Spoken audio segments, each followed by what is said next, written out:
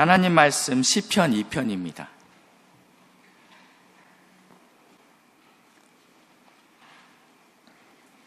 시편 2편 1절부터 12절입니다. 우리 함께 교독하겠습니다. 어찌하여 이방 나라들이 분노하며 민족들이 헛된 일을 꾸미는가?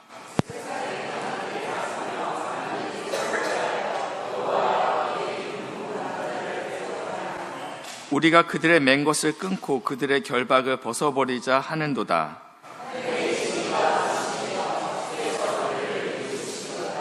그때 분을 바라며 진노하사 그들을 놀라게 하여 이르시기를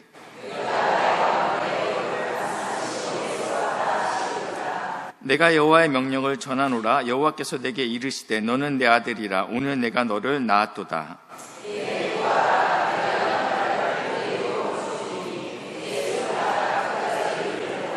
내가 철장으로 그들을 깨트리며 질그릇같이 부수리라 하시도다.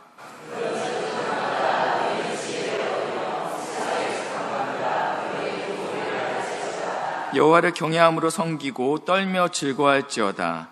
그의 아들에게 입맞추라. 그렇지 아니하면 진노하심으로 너희가 길에서 망하리니 그의 진노가 급하심이라. 여호와께 피하는 모든 사람은 다 복이 있도다. 아멘. 제가 설교 전에는 찬양을 뜨겁게 하면 안 되는데, 이게 청년부 사역할 때랑 금요철야 때 이렇게 목이 늘 가요. 앞에 찬양을 너무 뜨겁게 인도해 주셔갖고, 그래서 제가 좀 자제하고 찬양을 안 하려고 하는데, 그게 잘 안 되네요. 물 한 잔 더 마시고 하겠습니다. 대부분의 성경학자들은 시편 1편과 2편을 시편 전체의 서론으로 보고 있습니다. 저희가 150편의 성경이 있는데 특별히 1편과 2편이 시편을 어떻게 우리가 해석해야 되는지에 대한 서론격이다라고 이야기하고 있고요. 또 이런 이야기를 합니다. 시편 1편과 2편은 사실은 같은 시다라는 이야기를 합니다. 세 가지 이유 때문에 시편 1편과 2편은 같은 시라고 이야기하는데, 첫 번째 이유는 1편은 악인과 의인을 대비하고 있습니다. 악인은 그렇지 않으며 악인은 바람에 나는 겨와 같고 이런 표현들이 나오지 않습니까? 무릇 의인의 길은 여호와께서 인정하시나 악인의 길은 망하리로다. 시편 1편은 의인과 악인을 대비하고 있는데, 시편 2편에는 하나님을 대적하는 이방의 왕과 하나님이 세우신 왕을 대비합니다. 두 번째는요, 시편 1편 1절에는요, 복 있는 사람은 이렇게 시작해요. 누가 복 있는 사람인가에 대해서 이야기하고 있으면, 시편 2편 마지막 절에는요, 여호와께 피하는 모든 사람이 다 복이 있도다라고 끝나요. 그러니까 처음과 마지막을 누가 복 있는지로 해서 연결하고 있다라는 것입니다. 누가 진정 복된 자입니까? 성경에 보니까 하나님의 말씀을 주야로 묵상하는 자가 복되다. 그리고 마지막 절에는 주께 피하는 자, 하나님께 가까이 하는 자가 복된 자이다 라고 성경에서 이야기하고 있습니다. 오늘 금요기도의 자리에 나왔다라는 것은 내가 하나님께 피하겠다, 내가 하나님께 가까이 가겠다라는 고백으로 나오신지 믿으시기 바랍니다. 우리 옆에 있는 성도님과 잠깐 인사 나누실까요? 하나님께 피하셨으니 복 받으셨습니다. 이렇게 인사하시겠습니다. 하나님께 피하셨으니 아멘. 이것이 인생의 지혜입니다. 우리 인생의 어려움이 찾아왔을 때 우리가 피할 대상이 있다는 것은 가장 큰 복입니다. 마지막으로는요, 여기서 의인의 묵상과 악인의 묵상을 다루고 있다는 것입니다. 한번 보실까요? 여기 보시니까 시편 1편 2절에는 오직 여호와의 율법을 즐거워하여 그의 율법을 주야로 묵상하는도다라는 표현이 나와 있습니다. 이 묵상이라는 단어는요, 하가라는 단어를 쓰고 있습니다. 읊조리다라는 뜻이에요. 그러니까 중얼중얼거리다. 너 뭐 이렇게 자꾸 중얼중얼거려? 똑바로 말해. 할 때 이 단어가 하가라는 단어입니다. 그러니까 입에서 뭔가 떠나지 않고 계속적으로 읊조리는 것을 이야기할 때 하가라는 단어를 쓰이는데요. 이 단어가 가장 잘 표현되는 게 소입니다. 소는 여물을 먹죠. 여물을 먹는데 먹고 나서 어떻게 해요? 다시 끄집어내요. 되새김질을 하죠. 그러니까 이거를 어떤 사람들은 그런 얘기를 하더라고요. 이 초식동물은 어떠한 육식동물에게 공격을 받을 수 있지 않았습니까? 그러니까 이거를 소화시키면서 먹다 보면 다 못 먹지 않습니까? 그렇기 때문에 일단 위에 넣어버리는 거예요. 많이 먹고 빨리 먹기 위해서. 그리고 적들이 없을 때 다시 위에서 개어내서 꺼내서 다시 씹어내는 것들. 그러니까 계속 우물거리고 있는 거죠. 내 앞에 지금 먹을 게 없더라도 계속 위에서 끄집어내서 다시 씹고 집어넣었다가 다시 또 씹고, 이런 것들을 하가한다라고 표현하고 있습니다. 이사야 31장 4절에도 하가라는 단어가 쓰였는데요. 한번 보실까요? 31장 4절 말씀입니다. 이사야. 여기서 하가라는 단어가 어디 쓰였을까요? 으르렁 할 때 그 단어가 하가입니다. 으르렁거린다, 이 표현이 하가라는 단어가 쓰였습니다. 그러니까 이게 묵상이라는 단어예요. 이게 왜 묵상입니까? 제가 어렸을 때 치아와를 키웠습니다. 치아와는 좀 약간 예민한 개죠. 근데 이 치아와는 평소에도 싸나왔지만 가장 싸나왔을 때가 뭔가 입에 물고 있을 때 굉장히 싸나왔어요. 그래서 제가 이 강아지 이름을 은비야라고 불러요. 그러면 걔가 뭔가를 물고 있으면 이만하잖아요, 치아와가. 근데요, 계속 이러는 거예요. 내 거 뺏어갈까봐. 이때 쓰여지는 단어가 하가라는 단어라는 거예요. 그러니까 내 입에 지금 물고 있는 것을 뺏기지 않겠다라는 그러한 태도, 그럴 때 쓰여지는 단어가 하가라는 단어. 그러니까 묵상이라는 단어가 우리가 묵상이라는 단어가 어떻게 오해되가 되면요, 명상, 조용히 가만히 앉아서 뭔가 이런 의미로 보통 우리가 이해하고 있는데, 성경에서 말하는 이 묵상은 굉장히 적극적이고요, 공격적인 태도를 이야기하고 있습니다. 하나님의 말씀을 빼앗기지 않겠다라는 간절한 태도가 이 묵상이라는 단어라는 겁니다. 그러니까 적극적이죠, 공격적이죠. 내가 이게 하나님의 말씀을 빼앗기지 않을 거야, 이러한 태도가 하가라는 것입니다. 근데 의인이 하나님의 말씀을 이러한 식으로 대하고 있다는 거예요. 내가 하나님의 말씀을 빼앗기지 않을 거야. 어떤 누가 와서 나의 하나님의 말씀을 찾으려 할지라도 나는 맞서 싸워서 이 하나님의 말씀을 지켜낼 거야. 이게 하가라는 단어인데, 의인은 하나님의 말씀을 하가한다라고 쓰여 있는데, 시편 2편에는 악인이 어떤 식으로 하가하는지 나와 있습니다. 1절에 나왔어요. 시편 2편 1절에 이 하가라는 묵상이라는 단어가 나와 있는데요. 어찌하여 이방 나라들이 분노하며 민족들이 헛된 일을 꾸미는가? 하가가 안 보여요, 그렇죠? 근데 원어에는요, 이 꾸미는가라는 단어가 하가로 쓰였습니다. 그러니까 이방의 나라들, 민족들, 그리고 세상의 군왕들, 관원들이 지금 이루지 못할 헛된 일을 하가하고 있다라는 거예요. 그러니까 헛된 일을 하가하고 있다라고 표현하고 있습니다. 어떤 일을 하가하고 있는지 한번 보시겠습니다. 복 있는 사람은 하나님의 말씀을 주야로 묵상하지만 세상의 권세자들은 헛된 것을 묵상합니다. 악인이 묵상하는 헛된 것이 무엇인지 2절에 나와 있습니다. 2절 한번 우리 같이 읽겠습니다. 시작.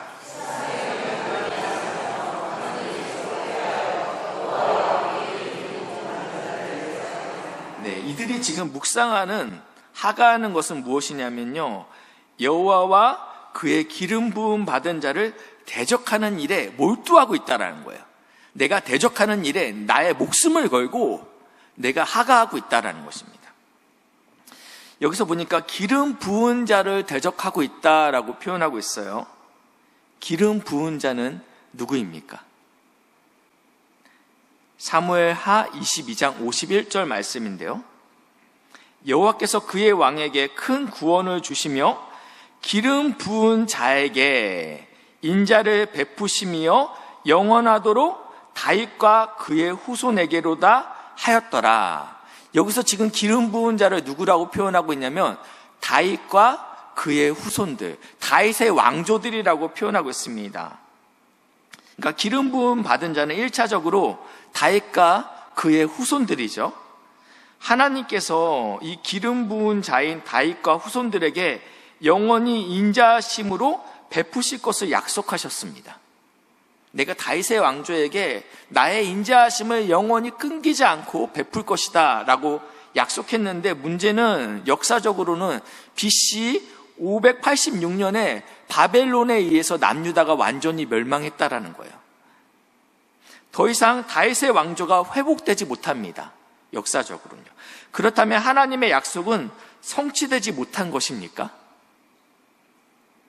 여기서 말하는 이 기름 부은 자는 히브리어로는요, 메시아입니다. 우리 메시아라는 단어 많이 듣죠? 이게 히브리어 성경에는요, 기름 부은 자를 메시아라고 표시되어 있고요. 신약 시대에 가면요, 헬라어로 기름 부은 자는 그리스도라는 단어로 쓰여집니다. 메시아, 그리스도, 기름 부음 받은 자, 이것은 같은 의미입니다. 도대체 누구죠? 요한복음 4장 25절에 여자가 이르되 메시아 곧 그리스도다 하는 이가 오실 줄 내가 아노니 그가 오시면 모든 것을 우리에게 알려주시리이다. 메시아 곧 그리스도라는 자가 오실 것인데 그가 우리에게 모든 것을 알려줄 것입니다. 그러니까 26절에 이렇게 얘기해요. 예수께서 이르시되 내가 말하는 그가 나다. 너무 분명히 이야기하고 있어요.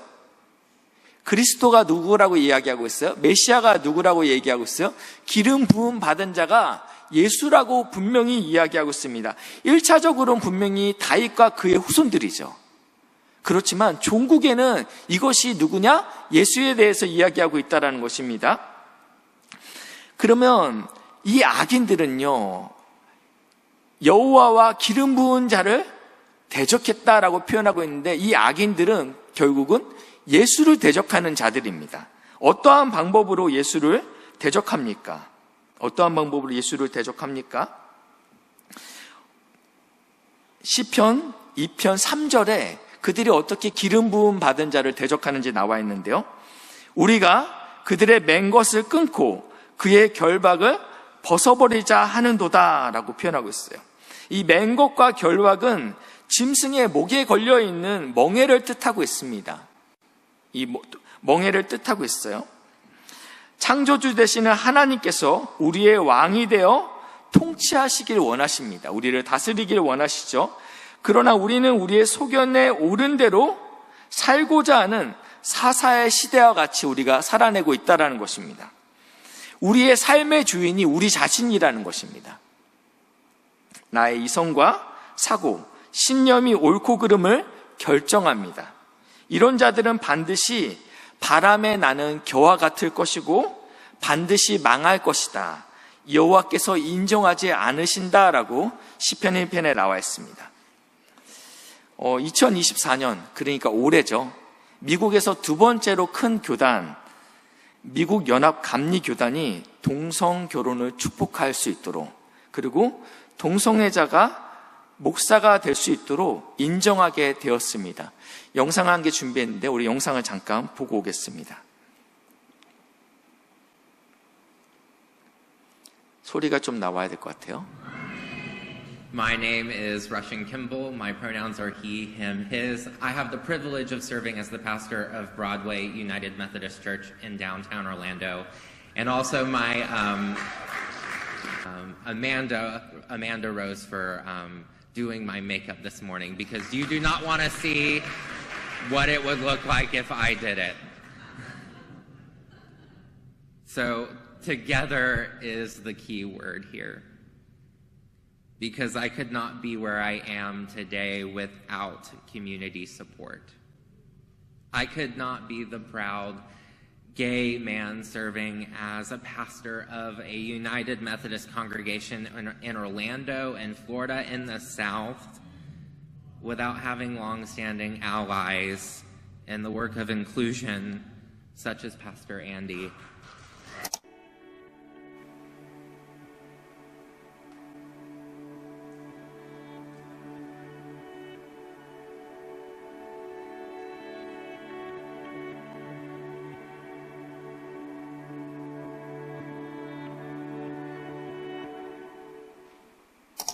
This is no masquerade. This is me. A man who loves to preach about Jesus, is openly gay, and has a side he's never shared before. Until today.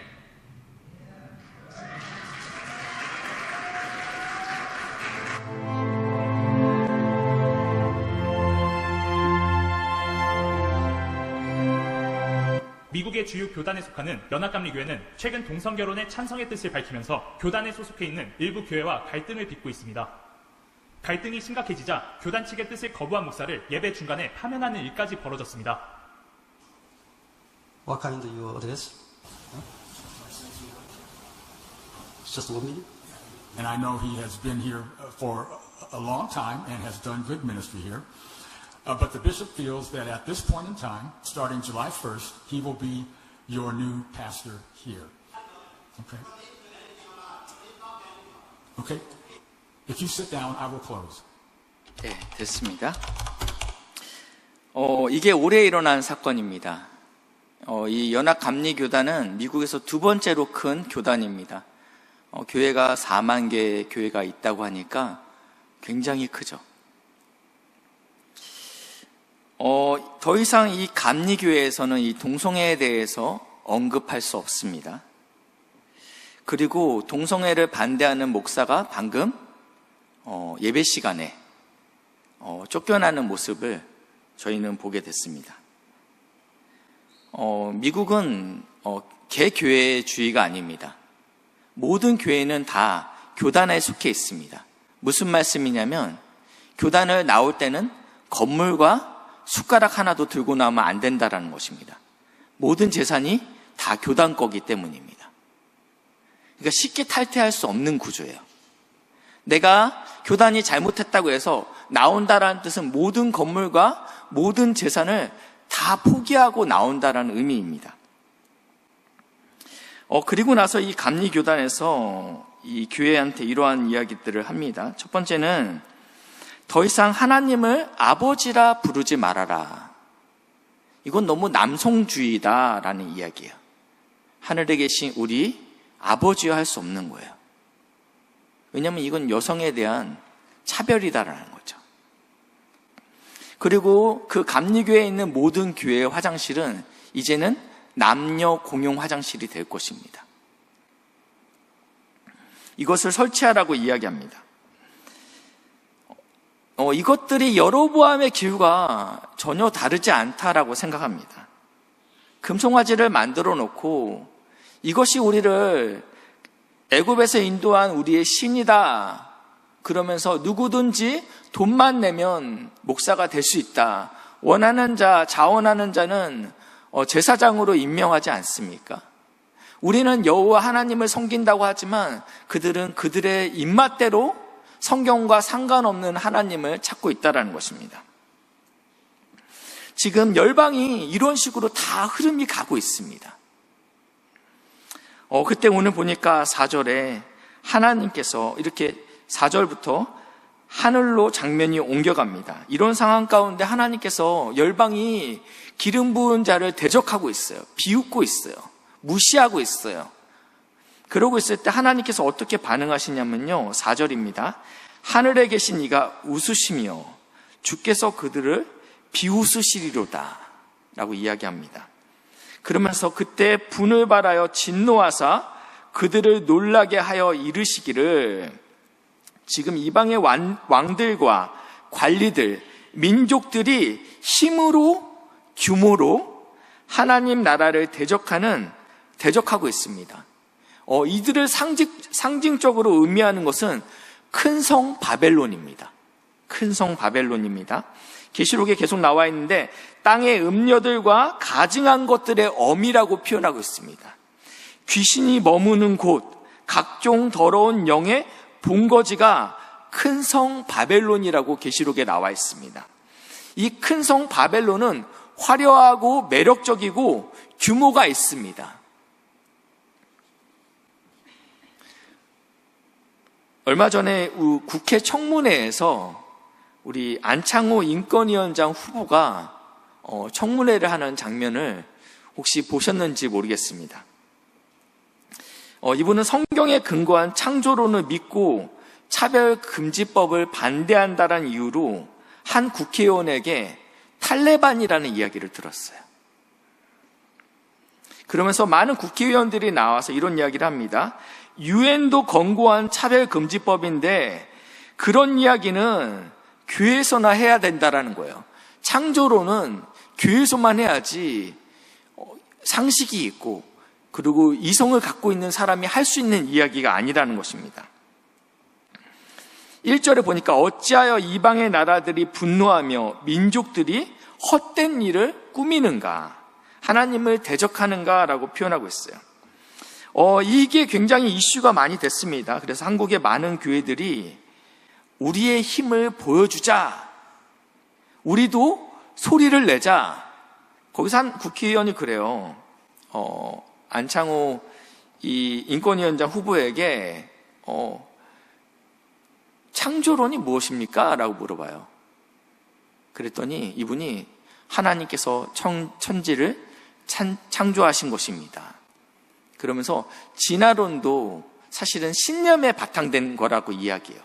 그러니까 어디서 그런 소리 하냐고. 그랬더니 많은 국민이 특별히 이 동성애 문제에 대해서 우려를 표하고 있다라고 이야기하니까 이 국회의원이 도대체 어떤 국민이 그렇습니까? 라고 하니까 이 댓글에 나도 반대합니다. 나도 반대합니다. 막 수많은 댓글들이 달렸어요.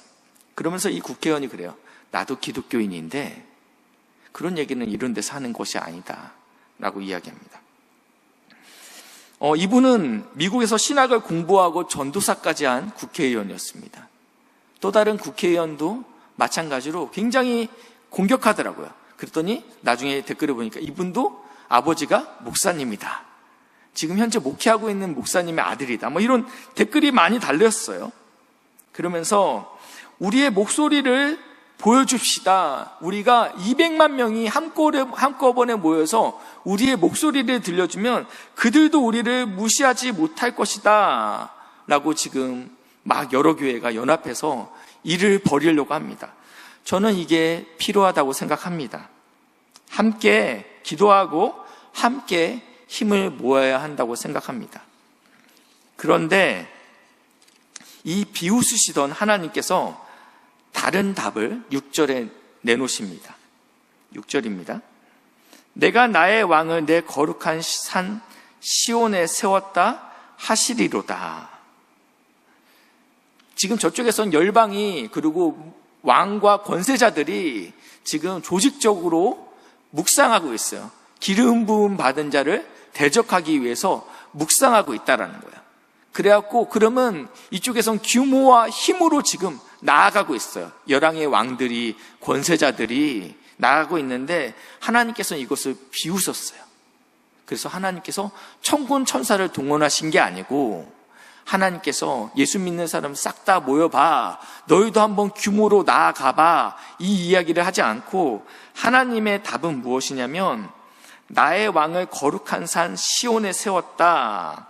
우리의 싸움은 규모와 힘과 권력에 있지 않다라는 것입니다. 더 큰 소리로, 더 큰 규모로 이것을 이기는 것이 아니라는 것입니다. 하나님께서 왕을 세웠는데 그 왕이 어디에 서 있냐면 거룩한 산에 서 있다라는 것입니다. 거룩함에 있다라는 것입니다. 세상은 규모로 싸웁니다. 큰 성 바벨론으로 싸워요. 화려함으로 싸워요. 그런데 하나님께서는 무엇으로 나오냐면 거룩함으로 나온다라는 것입니다. 거기에 누가 섰습니까? 나의 아들 예수를 세우셨지 않습니까?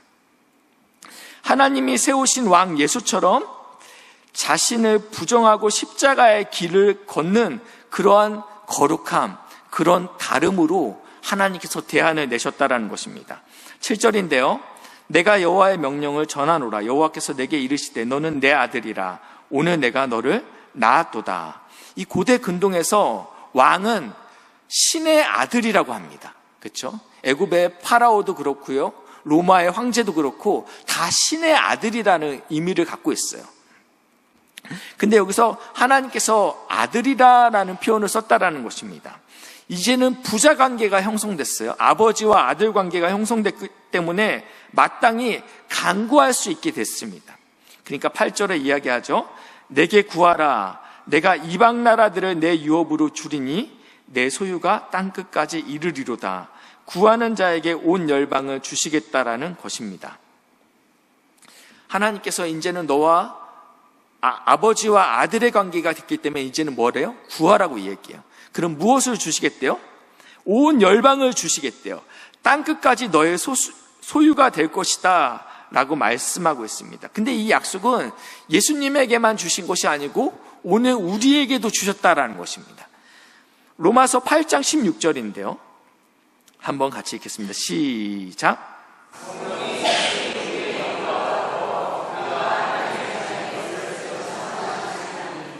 성령께서, 우리 안에 계신 내주하시는 성령께서 우리가 하나님의 자녀인 것을 증언하고 있다. 그래서 17절이 바로 이어지죠. 부자 관계가 형성됐어요. 이러면 이제 구할 수 있게 된 거예요. 우리도요. 남이면 못 구하죠. 이제는 구하게 됐어요. 자녀이면 또한 상속자, 곧 하나님의 상속자요, 그리스도와 함께한 상속자니 우리가 그와 함께 영광을 받기 위해서, 그 뒤가 중요해요. 고난도 함께 받아야 할 것이니라. 아멘. 하나님께서 온 열방을 우리에게 유업으로 주시겠다고 말씀하시면서 너도 이제 나의 자녀가 됐지? 근데 그 뒤에 따라오는 게 고난도 함께 받아야 될 것에 대해서 말씀하고 있다는 것입니다. 빌립보서 2장 15절인데요. 이는 너희가 흠이 없고 순전하여 어그러지고 거스르는 세대 가운데 하나님의 흠없는 자녀로 세상에서 그들 가운데 빛들로 나타나며, 우리가 땅을 밟고 있는 이 땅이 어그러지고 거스르는 세대라고 이야기하고 있습니다. 뭔가 어그러져 있어요. 그리고 하나님의 진리의 말씀에 거스르는 세대라고 표현하고 있는데 우리가 이 땅에서 어떻게 살아야 돼요? 그럼에도 불구하고 흠이 없고 순전하게 살아야 된다는 거예요. 세상 가운데 빛과 소금의 역할을 감당해야 된다라고 이야기하고 있다는 것입니다. 하나님께서는 우리를 하나님의 자녀로 부르셨는데 이 어그러진 이 시대 가운데 고난을 받아야 될 것과 흠이 없고 순전한 세대가 돼서 죄된 세상에서 빛과 소금의 역할로 살아내야 된다라고 말씀하고 있습니다. 고린도후서 10장 3절 말씀인데요. 우리가 육신으로 행하나, 우리가 이 땅에 육신으로 살고 있죠. 육신으로 행하나 육신에 따라 세상의 방법으로 싸우지 아니하노니 세상의 힘과 규모로 나도 그렇게 대하지 않겠다라는 거예요. 저쪽이 힘으로 나를 눌러? 그럼 나도 힘으로 누르겠다, 이러지 않겠다라는 거예요. 우리가 이 땅에 살고 있지만 우리의 싸우는 무기는 육신에 속한 것이 아니다. 세상의 방법이 아니라는 거예요. 오직 어떠한 견고한 진도 무너뜨리는 하나님의 능력이다. 모든 이론을 무너뜨리고 하나님의 아는 것을 대적하여 높아진 것을 다 무너뜨리고 모든 생각을 사로잡아 그리스도에게로 복종하는 것이니, 이 진화론과 모든 악한, 하나님을 대적하는 모든 악한 세상을 우리의 힘으로 우리도 그들을 누르면 그들을 낙선시킵시다. 저런 얘기하는 국회의원들은 기독교인의 힘을 보여주십시다. 단합으로 뭔가를 그들을 눌러서 다시는 국회의원이 되지 못하게 합시다. 그 사람은 안 되게 할 수 있죠. 그 사람은 안 되게 할 수 있어요. 근데 일회성이잖아요. 이 싸움은 규모의 싸움이 아닙니다. 세력의 싸움이 아닙니다. 영적인 싸움이에요. 그렇기 때문에 우리가 육신의 방법으로 접근해서는 안 된다는 것입니다. 9절입니다. 내가 철장으로 쇠 몽둥이입니다. 그들을 깨트리며 질그릇같이 부수리라 하시도다. 하나님께서 8절에는 내가 이방의 나라를 너에게 유업으로 줄 것이야. 열방을 네가 구하면 너에게 회복시켜, 너에게 돌아오게 할 거야. 이런 말씀도 주셨지만 심판의 말씀을 9절에 줬어요. 돌아오지 않는 자들이 있잖아요. 진리에 반응하지 않는 자들이 있잖아요. 그러면 쇠 몽둥이로 이것을 어떻게 깨뜨리냐면 질그릇을 부수듯이 부수겠다라고 말씀하고 있습니다. 말세에 하나님께서 하나님의 이 철장을 가지고 질그릇을 부순같이 심판하시겠다라고 말씀하고 있다는 것입니다. 근데 이 승리는, 이 하나님의 이 승리는 우리 성도에게도 허락하신 것입니다. 계시록 2장 26절 말씀인데요. 이기는 자와 끝까지 내 일을 지키는 그에게는 믿음으로 끝까지 인내한 성도들에 대한 이야기를 하고 있습니다. 말세 때 사랑이 식어지고 하나님의 진리를 배반하고 있는데 이때 끝까지 하나님의 진리를 붙들고 있는 이기는 자에게는 만국을 다스리는 권세를 주노니, 이게 어디서 봤죠? 하나님께서 내가 열방을 너에게 유업으로 주겠다, 이 약속을 지금 이렇게 표현하고 있는 거예요. 그러면서 27절, 그가 철장을 가지고 또 나옵니다. 여기, 그렇죠? 그들을 다스려 질그릇을 깨트리는 것과 같이 하리라. 나도 예수죠. 내 아버지께 받은 것이 그러하니라. 예수가 받은 이 권세가 누구에게 임했어요? 성도인 우리에게도 동일하게 임했다라는 것입니다. 하나님께서 말세에는 반드시 복음에 순종하지 아니하고 거짓 메시지에 반응하는 자들에 대해서는 반드시 그렇게 하시겠다라고 말씀하고 있습니다. 10절입니다. 그런즉 군왕들아, 세상의 임금들이죠. 너희는 지혜를 얻으며 세상의 재판관들아, 권세자들이죠. 너희는 교훈을 받을지어다. 지금 이 돌아가는 이 상황을 보면서 지혜를 얻고 교훈을 받아라. 안 그러면 철장으로 인해서 너희가 질그릇같이 깨트려짐을 당할 것이다. 그러면서 어떠한 지혜와 어떠한 교훈을 말하고 있냐면 11절입니다. 여호와를 경외함으로 섬기고 떨며 즐거워할지어다. 하나님을 제발 두려워해라 라고 이야기하는 거예요. 하나님을 두려움이 없어요. 네, 하나님은 지혜자들아, 권세자들아, 하나님을 두려워해라.